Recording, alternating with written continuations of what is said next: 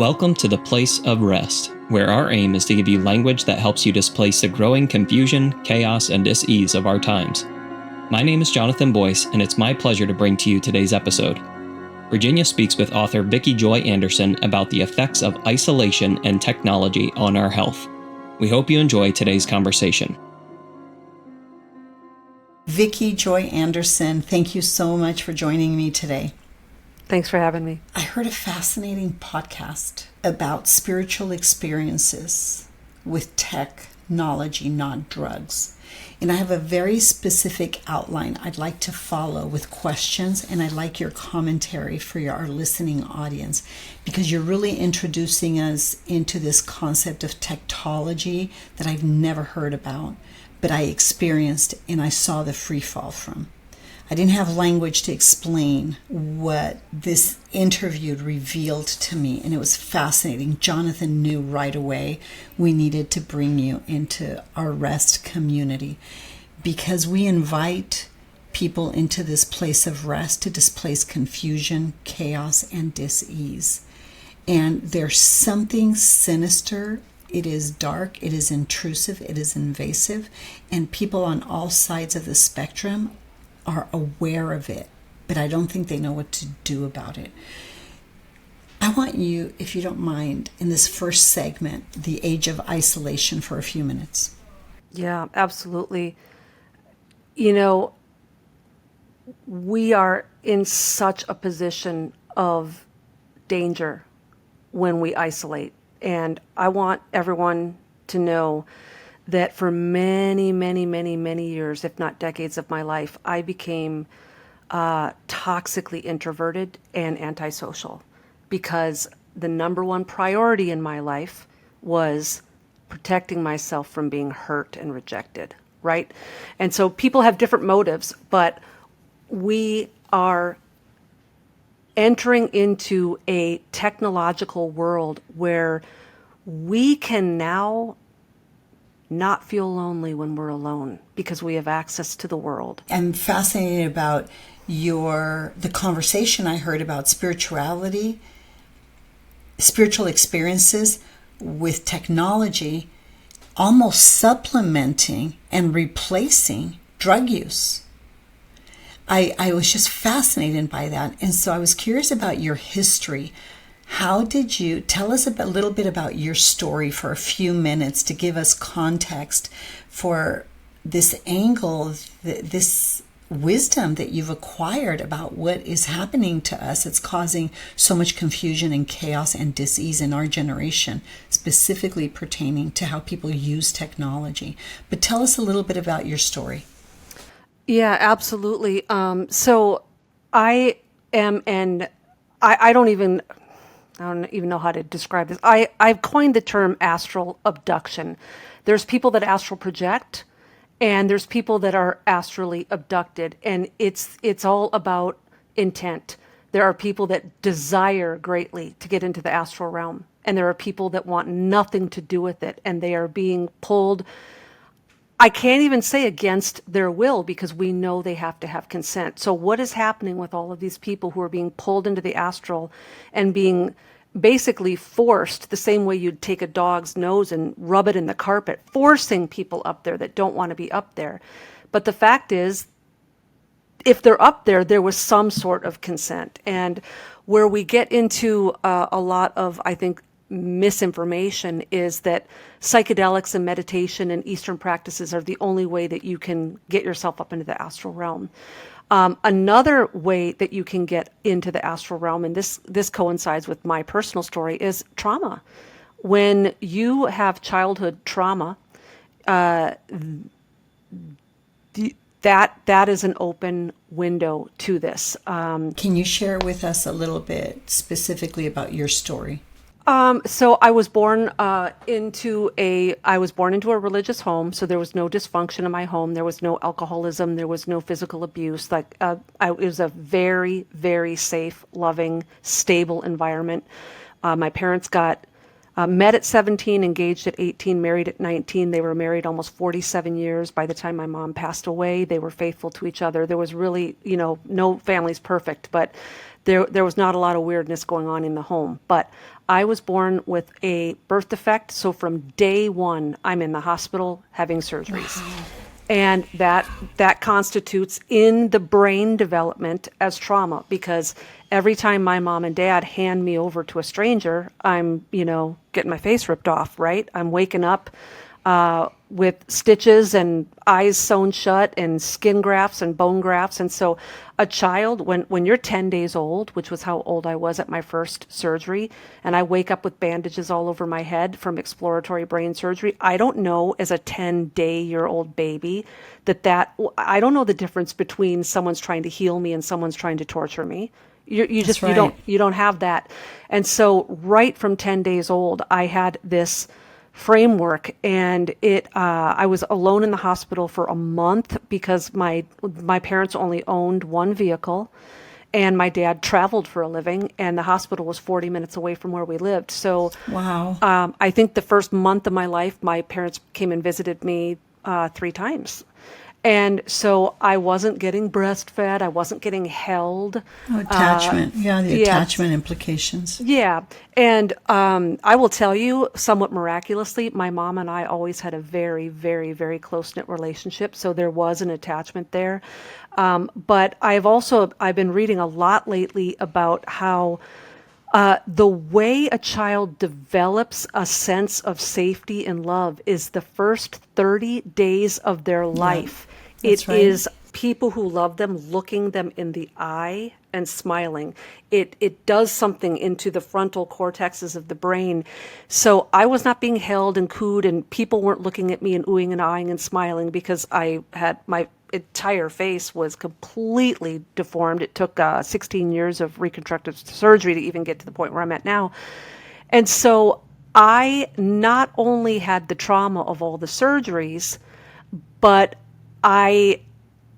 because everywhere I went, what happened to your face? What happened to your face? And so you develop this identity, and you develop a certain personality that really becomes a conduit for spiritual harassment and torment.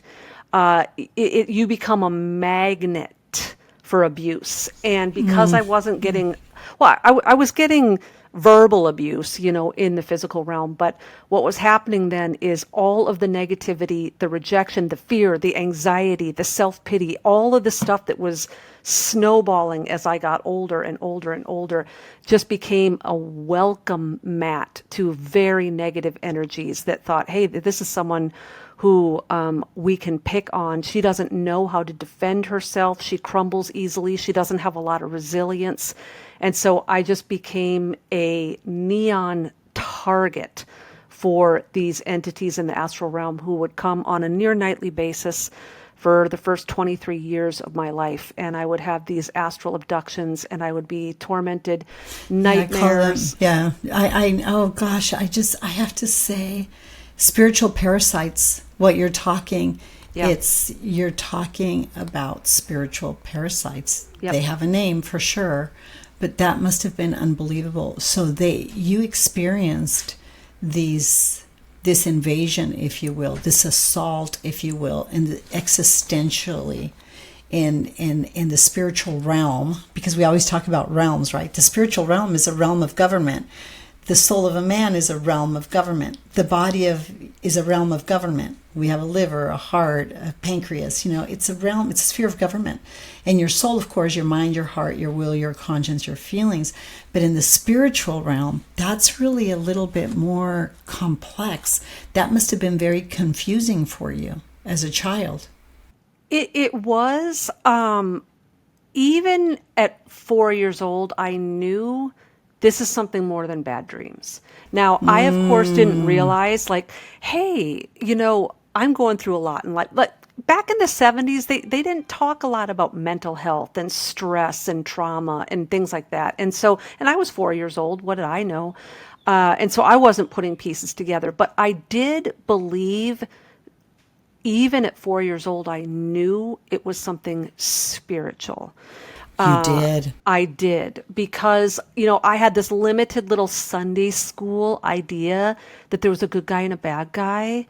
And, there was a guy with a pitchfork, and then there was a guy who wore sandals. Like, that was like my little 4-year-old, like, idea of it. There's a good guy and a bad guy, right? And for some reason, when I would have these dreams, I I don't think I knew anything. I wouldn't have said entities or demons. I didn't know anything about angels or anything like that at that point. But I think that I attributed this stuff to the devil, which I look back on that now and think that that is really fascinating. Now, I've done a lot of You had research. this intuitive knowledge of good and bad and wrong, I, right and I, I, wrong, I light and did. darkness. I did. And I know because I have a master's certification in biblical demonology through an Institute of Anthropology where I've studied the demon world through anthropological lenses. And I do know that one of the ways that this gets easily written off is your culture will provide the face of that entity for you. So if you're living in America and you go to church, it's going to be the devil. And so even with my saying that I thought it was the devil, a skeptic would easily just roll their eyes at that from an anthropological point of view, and I understand that. But as a 4-year-old, the way I would describe it to my mom, I mean, think about how articulate a 4-year-old is. I would say to my mom, I had another one of those dreams last night. I categorized them differently than just a bad dream. I instinctively knew there was something very different about these dreams. Well, we call that around here self-evident truth. You became aware of a different realm, which is a law of nature, right? We're told there are 3 realms. Even Stephen Hawking understood quantum physics, if you will. You want to talk about it in the context of quantum physics, that's fine.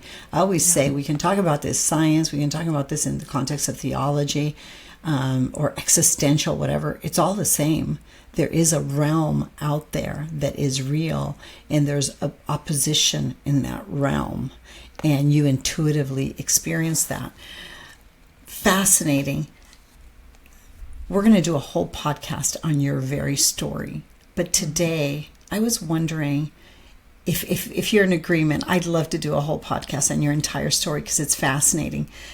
But your research, in my opinion, was inspired by something completely, by God, frankly, because I couldn't believe you were talking with such great perspicuity, with such great clarity, with such great analysis about how technology mimics trauma in the context of isolation, resignation, and arrested development. Obviously, your level of expertise has come from personal experiences, because this thing with technology feels like it's almost an assault of something alien on our conscience. And now I understand why you write as you do, because this has been the pilgrimage of your life. And these traumatic encounters you have really served as schoolmasters, if you will. A man, we're told in the ancient documents, a man is perfected by the things he suffers. And I see now where your wisdom came from, personal experiences. But for the sake of our listening audience, who cannot even, most of them cannot even relate to your experiences. I mean, that's just phenomenal, and we want to hear all about it. But the beauty and the ashes of your life is what came from those years, and you have such a unique perspective on the danger, the perils of technology is isolation, but trauma isolates us as well. Can you talk about what you've discovered in that context of technology as a trauma mimic? Because it kind of leads me to think that we're kind of being traumatized just by this invasion of technology in some measure. But I don't know anybody but you that has made that connection. Mm-hmm. I know it's a big question, but Yeah. So I'm gonna give a great big bold statement, and then I'm gonna digress from there. But we are led to believe that technology is just about innovation, convenience, entertainment. When you look at innovation and technologies like in the medical field, it's to preserve and prolong life. And when you look at it in the form of entertainment, it's to bring people together for fellowship, and you're gaming together and watching movies together. When you're looking at innovation and technology in the kitchen, now you can make dinner in 10 minutes instead of like women used to spend all day long preparing meals back in ancient times, right? And so we have this definition of technology that it exists to make our lives easier. It's for innovation, it's for entertainment, and et cetera, et cetera. It's for the convenience of humanity. It's for the benefit of humanity. From a spiritual sense, I would argue that technology is the infrastructure of a coming government or kingdom. We've been talking since 2012 about, the end of the world and the Mayan calendar. And then everyone was disappointed or embarrassed in 2012 when all of the predictions didn't come true. But I would say that there was a type of an end of the world as we know it in 2012. And as we progressed forward toward 2020 and we keep talking about getting back to normal, or this is the new normal. The new normal is another way of saying it's the end of the world as we know it. The end of the world has happened in that spiritual sense. And so where technology comes in is, they can distract us with the games and the headsets and the phones and the things that, distract us from how serious everything around us is. But the purpose and intent of technology isn't for the benefit of mankind. It is the necessary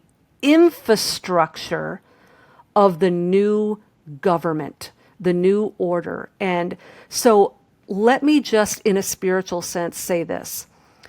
Any type of person or spirit or being or entity that wants to step forward to rule this new kingdom, they're going to have a few disadvantages. They're not omniscient, meaning they're not all-knowing. They can't read minds and they don't know the future. They're not omnipresent. They can't be everywhere at once. And they're not omnipotent. They're not all-powerful. So how does someone who's either human or some sort of elite or some sort of ascended master, how does one powerful person step forward and run this new kingdom without omnipotence, without omnipresence, and without omniscience? They do it through the infrastructure that we are building right now. So take away all the fun. Explain that. Yeah, explain so that for us. When we think of technology, we think about how we interact with it and the stuff Convenience. we like. Convenience, like, hey, I can't wait to get that new iPhone, or like, oh man, I got this tool for my car and I can change my oil now in 10 minutes.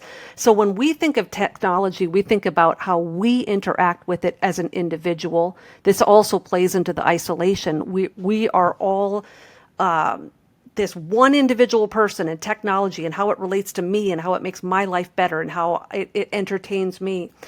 But what the grand structure of technology is doing, if you're out there in the news and you're looking at all of the med beds and the neural lace, and you're looking at all of the just everything that's being pushed in our faces with technology, all of these contracts and covenants that we're going to be forced into. If you don't get your real ID, you can't fly anymore. So I have to go into a government office and sign my name on things and contractually agree, get my little real ID in order to continue being part of the community.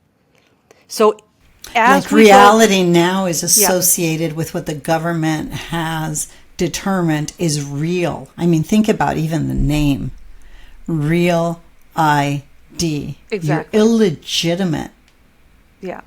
So to get around, to move. Yep. And we saw this in 2020 and 2021. If you don't do A, you can't play anymore. Mm-hmm.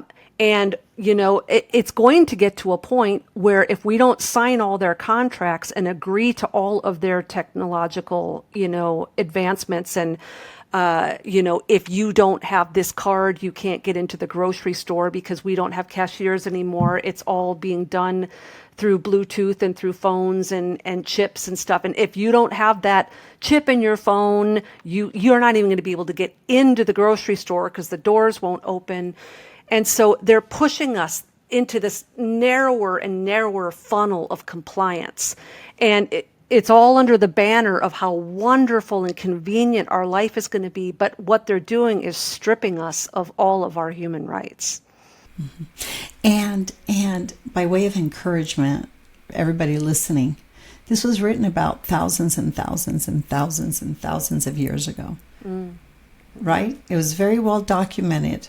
Mm-hmm. This is a story of man wanting to control and rule over man. It's just we're coming to perhaps what could be the stage. We're watching the stage being set for the end of the age, because there's an implosion. Man can never become a law unto himself. And these points of isolation cause us in measure, because technology isolates us and it detaches us from one another. And these points of isolation really starts making us a little bit like zombies. If you look at your kids playing video games, which I hate, or online games, there's a disengagement that's happening. You're becoming disengaged from yourself. There's a fracture between your spirit, your soul, and your body, which in my opinion is strategic and it's intentional, but it's bigger than any man. This is where we get into an existential discussion that I think we're going to get into in the second segment. But this existential kind of battle we're in, and we don't fully understand it. But if you go to, just when you're done listening to this, just go sit at a park or watch what people are doing. They're glued to this technology and they're all together, but they're isolated. And so there's almost an infiltration, a dissociation, a bizarre thing where we're escaping from reason. We're becoming zombie-like and we don't realize it. But it is afflicting us. And how you explain how technology is doing this, it is really fascinating. How does it mimic trauma in terms of the brain or the body? Or are you able to speak to that a little bit, Vicki? A little bit. If we just talk basic cortisol spikes, which causes stress, which causes all sorts of physical and mental ailments and, inability to lose weight and all that. When we are under stress, it affects the cortisol levels in our brain. And I'm not health nutrition doctor or anything like that, but I'm speaking from, I'll give you a personal antidote. Way back in, 2005? I don't even remember. I remember getting an email from a friend saying, there's this new thing, you've got to sign up for it. It's awesome. And they were talking about Facebook, which was brand new. So I 2007, 8, I don't remember. But so I logged on to this and was like, oh, hey, I can find some of my high school friends I've lost track with. Oh, this is cool. And that was kind of what appealed to me at first. Like, you can find people you've lost track of. So I signed up for Facebook, and I will tell you that within 6 months, I deleted the account and never got another Facebook account, and never was on social media ever again until my book came out. And now I have social media accounts for the sake of advertising my book and my research. And I don't even do the reels. I've hired someone to do it. I hate being on social media because it creates vast amounts of anxiety and stress that are so palatable. I can feel it the second. And there are certain social media platforms that have so much negative energy that I literally have anxiety even logging on to answer the comments. Some of them more so than others. And people are witnessing this with their kids, exactly what you're describing, yeah. The anxiety and the depression. It creates this, it if you don't say everything right, if you don't look perfect, if the lighting on your camera isn't so good and the pixelation is off, if you don't have perfect little things, you're open for attack. And so now, look, I survived 18 years of bullying by my peers in school. I don't need, at 52 years old, to subject myself every day to being bullied again. Been there, done that. I don't need to be triggered. I don't need old wounds being pulled off. I don't need people who I don't even know telling me I look like a demon because of my ugly face and things like that. I don't need to do that. And so I think you're beautiful, by the way. I didn't think that at all. Well, thank you. I don't think those people speak for most, and unfortunately, you'd be surprised where most of my trolling comes from. You'd be surprised. But all that to say, I want to live in the real world where people sometimes stutter, sometimes they use the wrong word, sometimes they don't wear their makeup. I want to live in the real world with real people where everything isn't edited for 10 hours so that there isn't even so much as a, cut that out, edit that out. They're making us into the image of technology. We talk perfectly. We don't ever say a wrong word. We don't blow our nose. We don't sniffle. We don't cough. Edit all of the human parts of us out. We're not going to stutter. I think what you're saying is so powerful. We saw the reflection of that in the political climate that we're coming out of. And I think that is the appeal, whether you like him or not. The reality is that humanity is gasping for breaths of authenticity. Yes. Good, bad, or indifferent, even if we don't agree with everything. And something that's real and not the talking points and the gaslight. It's just not the talking points and everything that's false and facade. And we're living in an amazing time.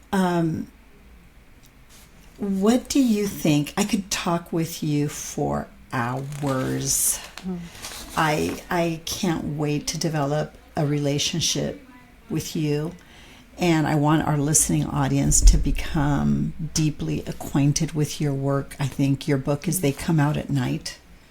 They only come out at night. They only come out at night, and that's fascinating. I think everybody's going to relate to what you have to say, whether they agree with you on all points or not. I think you're giving language to our shared experiences, and your work is incredibly relevant. And that's why I think Jonathan decided we needed to have you on.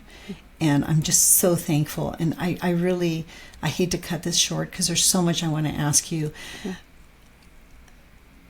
Do you think that convenience has become a spiritual counterfeit?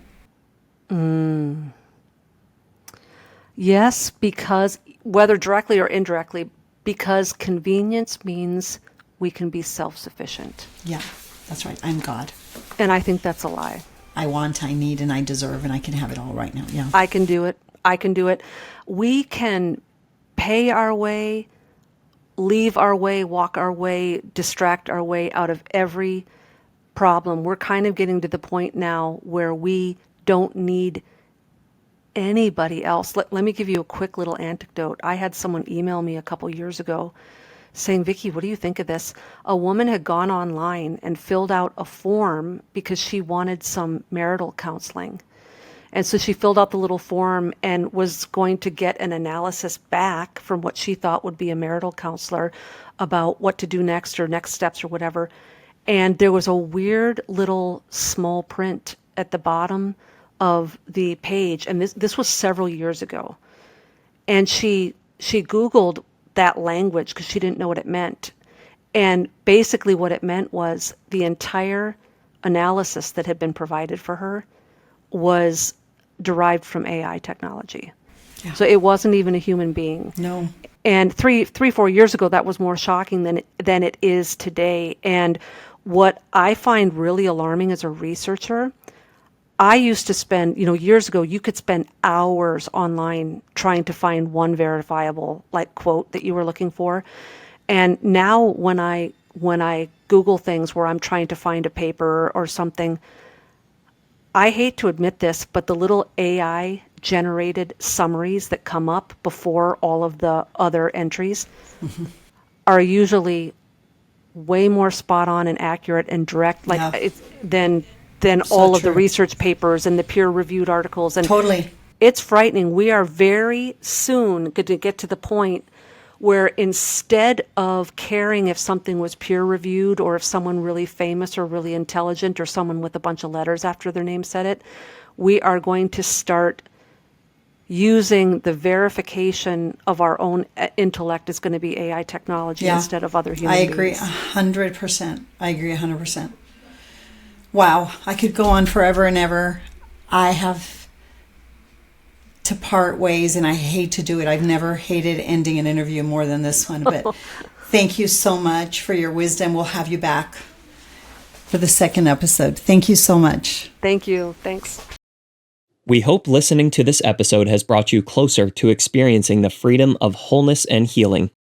If you have questions or comments about today's episode, or for updates about R.E.S.T, please visit our Instagram or Facebook at The Place of R.E.S.T.